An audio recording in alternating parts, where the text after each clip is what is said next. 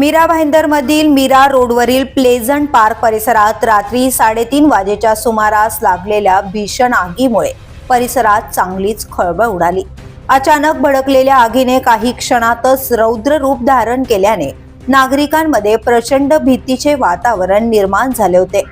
या ठिकाणी एका खासगी बिल्डरच्या जागेत फर्निचर व्यावसायिकांनी आपला व्यवसाय थाटला होता।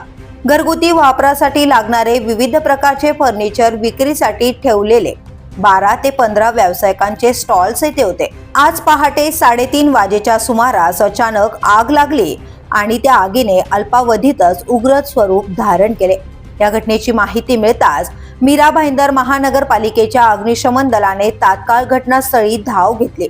फायर फायटर्सनी आपल्या कौशल्याने आणि तत्परतेने आग आटोक्यात आणण्यासाठी प्रयत्न सुरू केले। ही आग नियंत्रणात आणण्यासाठी तब्बल 5 ते 6 तासांचा कालावधी लागला। प्लेझंट पार्कमधील फर्निचर दुकानांना लागलेल्या आगीत व्यावसायिकांचे लाखो रुपयांचे नुकसान झाले। भाडेतत्वावर जागा घेऊन उघड्यावर व्यवसाय सुरू असल्यामुळे या व्यापाऱ्यांचा विमा नसल्याचं समोर आलंय।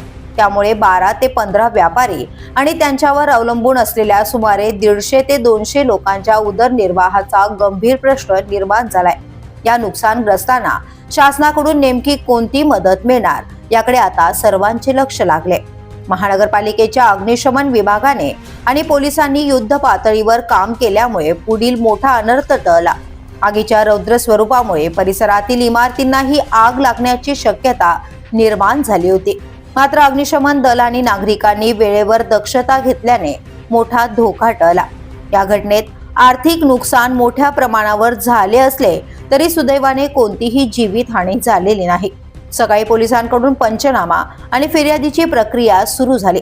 आगीमुळे नेमके किती नुकसान झाले आहे हे अद्याप स्पष्ट झालेले नसले तरी प्राथमिक अंदाजानुसार 1.5 ते 2 कोटी रुपयांचे नुकसान झाल्याचं समोर येतंय।